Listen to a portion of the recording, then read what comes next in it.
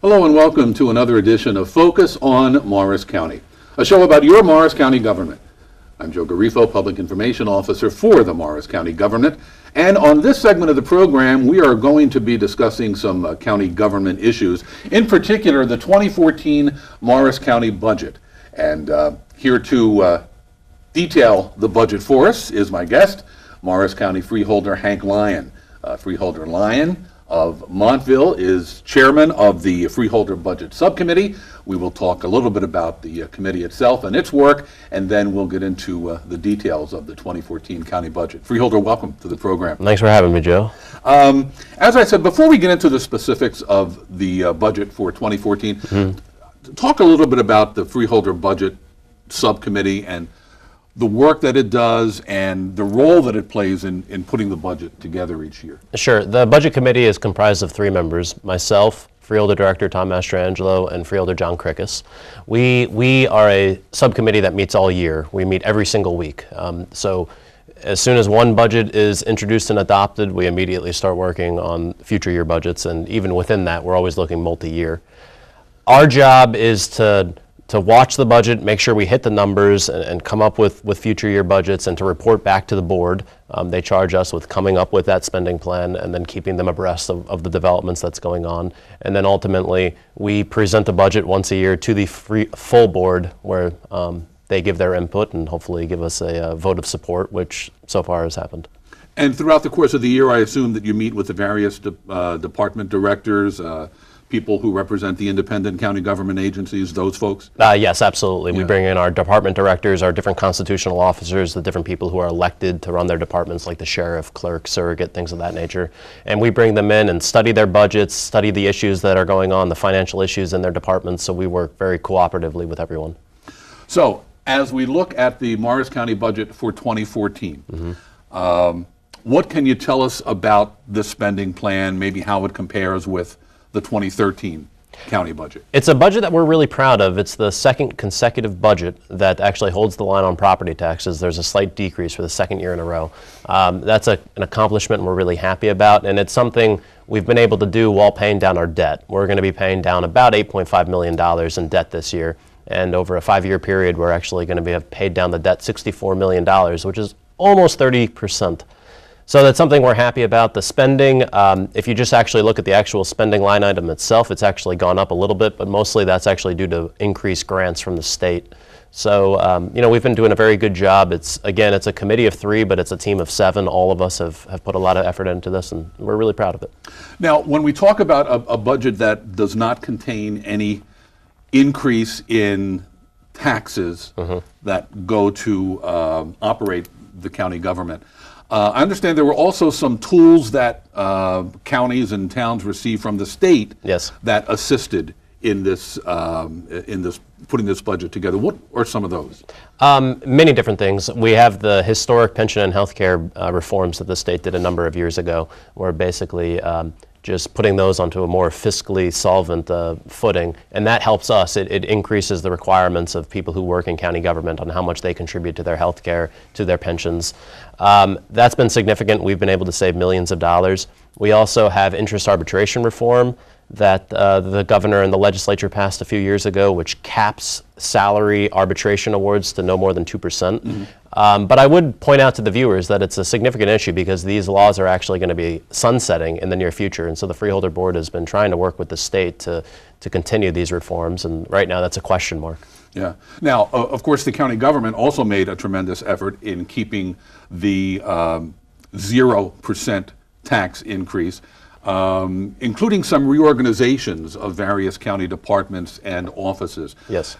What impact did those reorganizations have on this year's county budget? Sure. From an organizational standpoint, the biggest change that we did was previously we actually had 6 departments in the county. We merged those into 5. We took the Planning and Development Department and the Department of Public Works.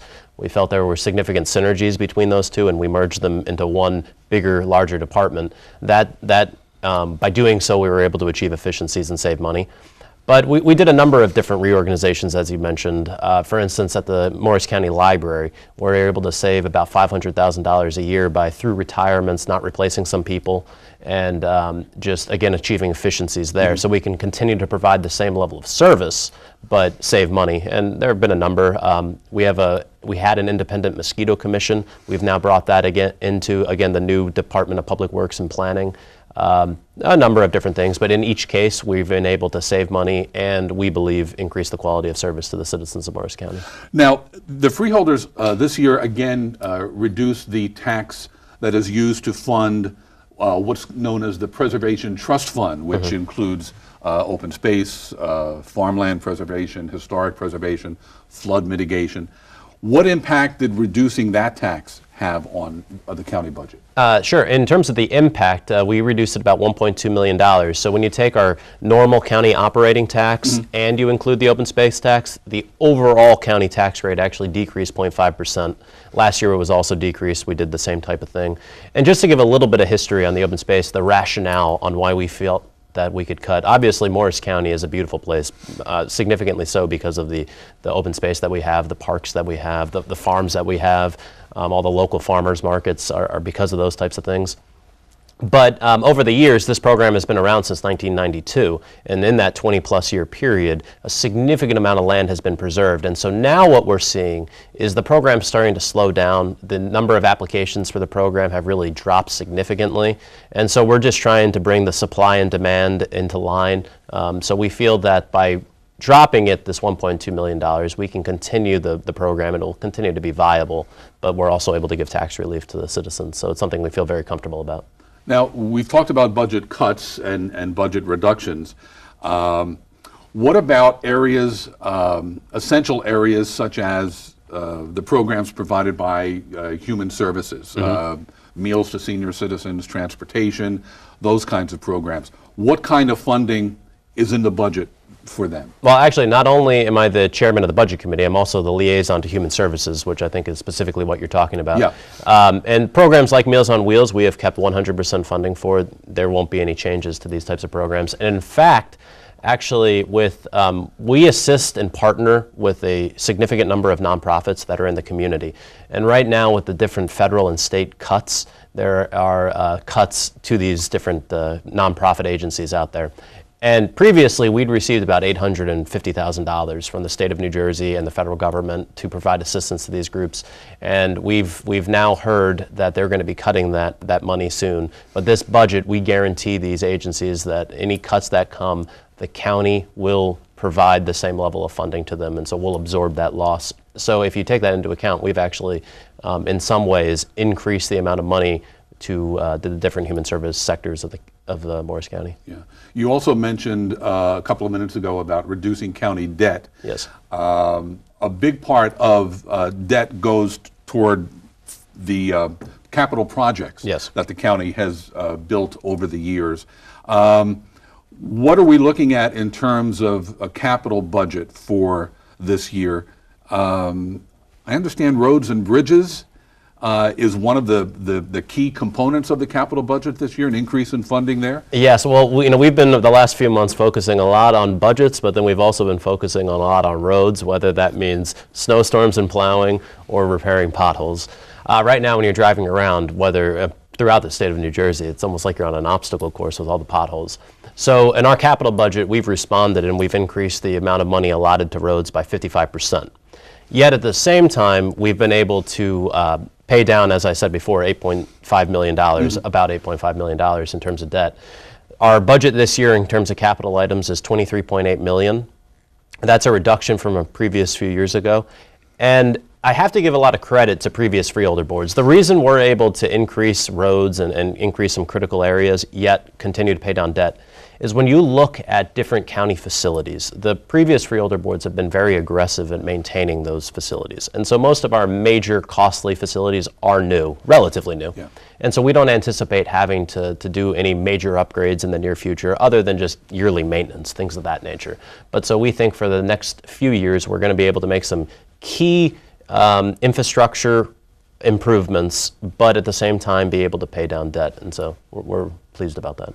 And we should mention, too, that we've been talking about the 2014 county budget. You can access the budget by going to the county government website, which is morriscountynj.gov. And you'll be able to see the areas and even more areas that we're not going to have time to get into today. But you'll be able to see the 2014 county budget for yourself online. One of my colleagues, Freeholder John Cicero, he's made a major push to create transparency in every way possible. We have many years' worth of budgets online, our different audits that have been done. You can get a tremendous amount of information on the website. Now, again, talking about the county budget, what about some of the larger independent agencies, so to speak? The County College of Morris, the School of Technology, the Morris County Park Commission. What levels of funding will they be seeing in 2014? Those independent agencies, the big ones, they will be receiving the same amount of funding as they had in previous years.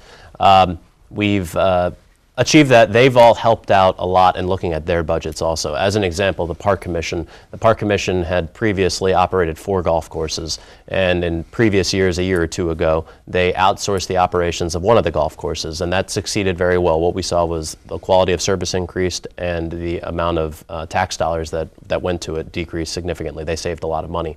And so this year, they actually have proceeded to go ahead with the other 3 and privatize these golf courses. And again, I think what you're going to see is the service quality increase, but the cost, the savings will also be achieved. Yeah. Now, you mentioned that as soon as the 2014 budget is put to bed, so to speak, you begin working on the budget for 2015. Yes. As you look ahead, are there any concerns that the freeholders have regarding a budget for 2015? And if so, what may they be? Sure, absolutely.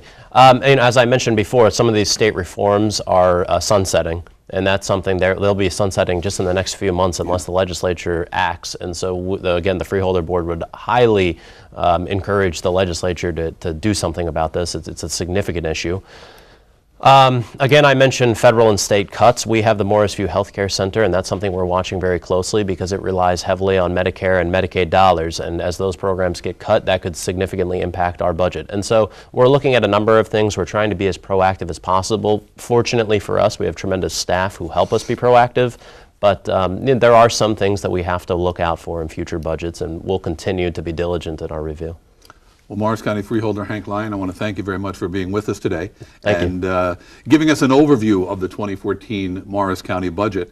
And as I mentioned, you can see the budget for yourself by going to the county government website, morriscountynj.gov. Now, if you have a question about county government that you would like to have answered, you can call the Morris County Freeholders Office at 973-285-6010.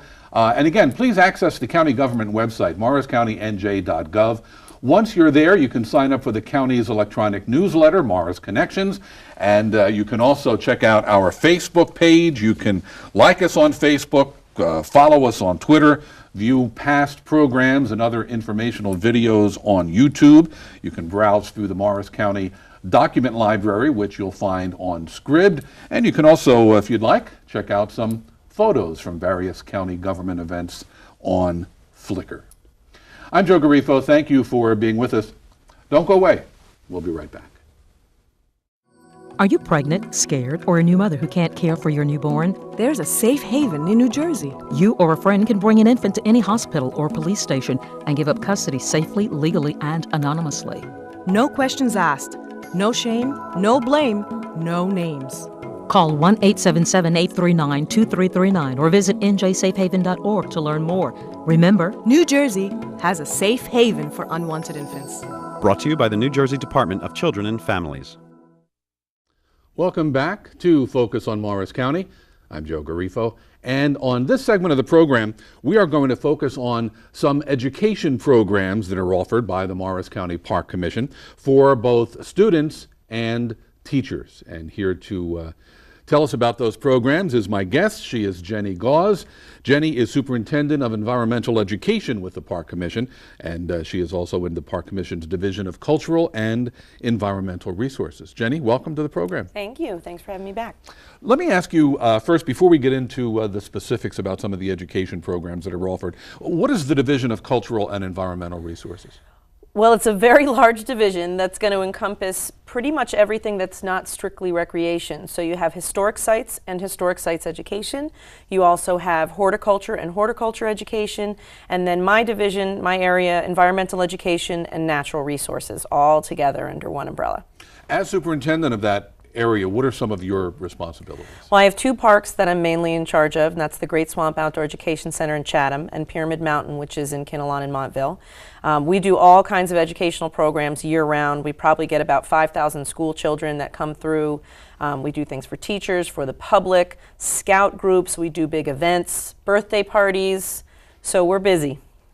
When we talk about these education programs that I mentioned for students and for educators, generally speaking, what are they, especially focusing on the ones for students, what are they designed to do?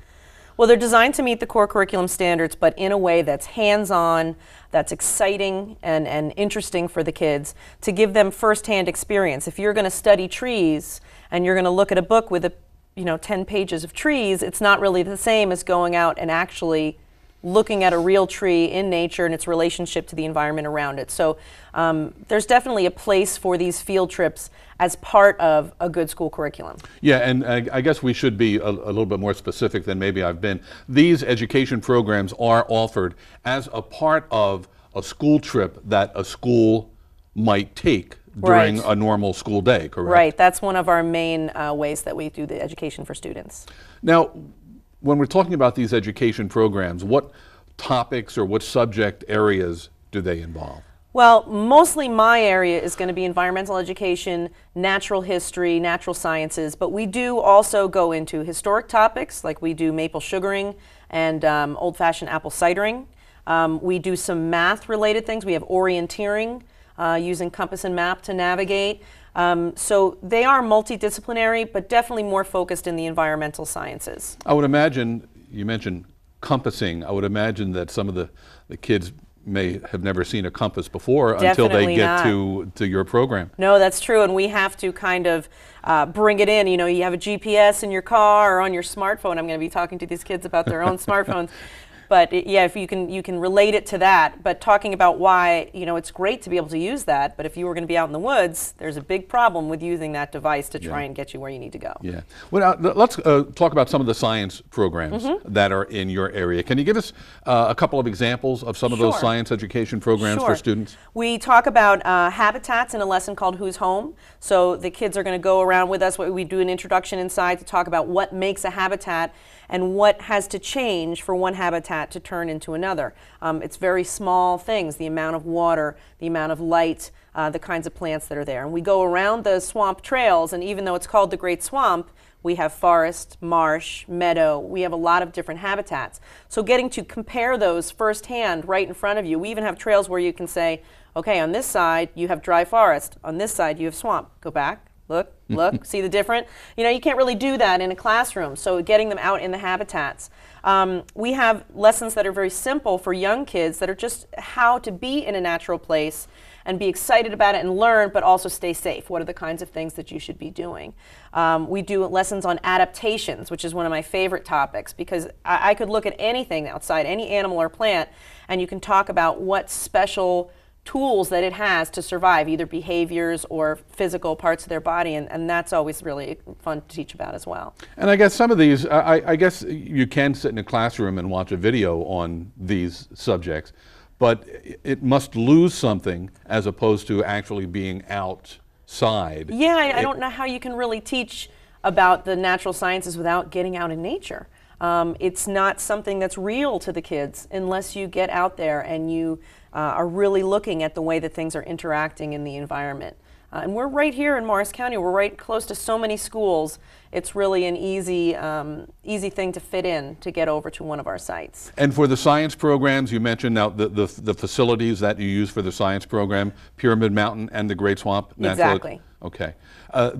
The Great Swamp Natural Education Outdoor Education Center. Education Center. That's open year-round, is it not? Yes. It is. Okay. Yeah. Because I know a lot of the park facilities do close during the winter months, but this is a facility that you can really take advantage of all year round. We do a lot of maple sugaring in the winter. That's the only time you can do it. So we're open all the time. Now, there are also programs that are listed under the category of living history, and these involve things like using a water wheel, simple machines, the Industrial Revolution, the invention of the telegraph, what farm life was like in the early 19th and 20th centuries.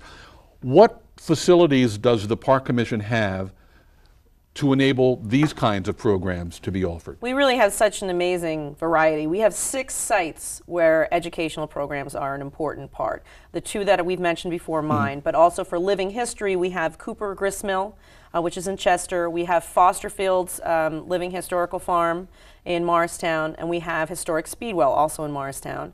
But you don't want to leave out horticultural education. That's over at the Freelinghuysen Arboretum, and so they also have lessons for school groups dealing with plants.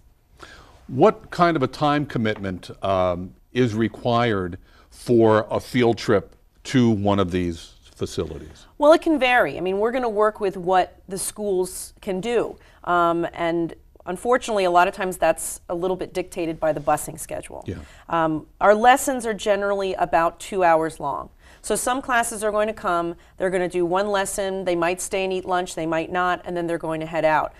Something that we're trying this year to help with that, and if they really want to make a day out of it, but doing 2 full lessons would just be too long. We're offering 1-hour extensions to the lessons after lunch. So for example, if they're doing Lenape Life in the morning and they're actually touring our wigwam, which is decorated as if it's lived in, if they're trying to make fire with friction, they don't succeed, by the way, so don't worry. But in the afternoon, they can then take a walk on the trails and look at the animals and the plants that are there and talk about how did the Lenape use, this was their materials, this is what they had. So you could add onto that topic that you're already doing in the morning and make it a little bit of a longer day, but not too long that you get in trouble with the bus company. Yeah.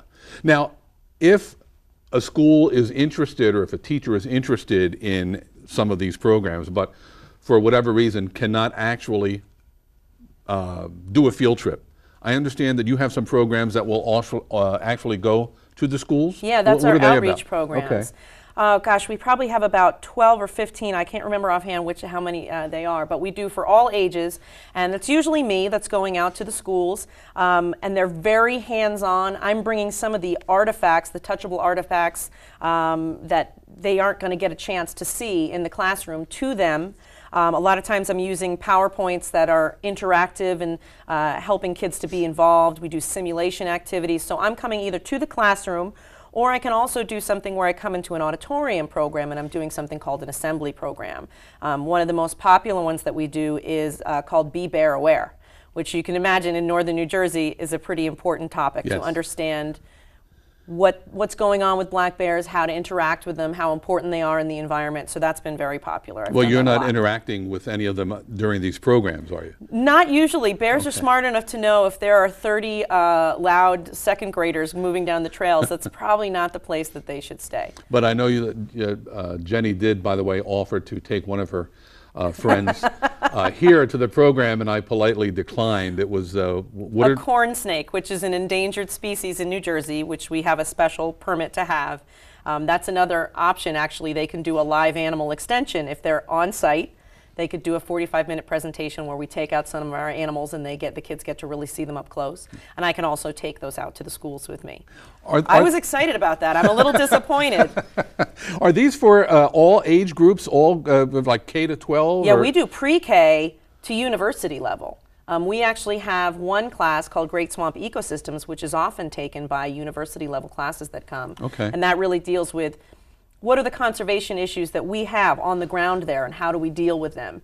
You know, a lot of them are things that people wouldn't think of. You know, deer management is something probably a lot of people think of in Morris County, but invasive species is something that many people are unfamiliar with, but it's a big issue in conservation. Now, and I mentioned, and I really don't want to end this segment without talking about some of the programs that are for the educators themselves, for teachers themselves. What can you tell us about those programs? Well, We want, number one, we'd love people to come to our sites. If they can't come to our sites, we'd go to them. But what if they can't do either of those things? It's still so important to us that these quality lessons are getting to the kids. So you train the teachers. We're one of the main providers of professional development and environmental education in the state. We provide all the major curriculums. Anybody who's a teacher has probably heard of Project Wild, Project Wet, Project Learning Tree. We do programs that are about starting a schoolyard garden or habitat. We really, Flying Wild is about birds, so we want to teach the teachers how to continue this education in their classrooms as well. Now, is there a cost for these programs for both students and for educators? There is. The educator workshops are only $20 for a 6-hour workshop, and you get the curriculum. So that's a pretty good bargain. And even our school classes, we really don't want things to be too expensive for any school to come. So it's $125 for a class of 30 to do a 2-hour lesson. And it's $150 for a class of 30 for me to come to you. And then there's various, other combinations that you can do, but those are the basic prices. And if you would like more information about any one of these programs that are offered for students and for educators, you can reach out to Jenny, and I'll give you some contact information if you don't mind, Jenny, if anyone wanted more information. Again, Jenny is the Superintendent of Environmental Education with the Morris County Park Commission, and you can reach her at 973-635-6629. You can also reach her by email at jgaus@morrisparks.net. And you can find a lot of detailed information about any one of these programs by accessing the Morris County Park Commission website, and that is morrisparks.net. Jenny Gaus, I want to thank you very much for being with us today. Thanks for having me. Now, if you have a question about county government that you would like to have answered, you can call the Morris County Freeholder's office at 973-285-6010. Why don't you visit the county government's website as well? That's www.morriscountynj.gov, and once you're there, sign up for the county's electronic newsletter. And you can also take advantage of the many social media that Morris County embraces. You can like us on Facebook, follow us on Twitter, browse through some county documents if you'd like on Scribd, and you can also view informational videos such as this one on the county's YouTube channel. I'm Joe Garifo. Thank you very much for being with us. Tune in again next week at this time, won't you, for another edition of Focus on Morris County.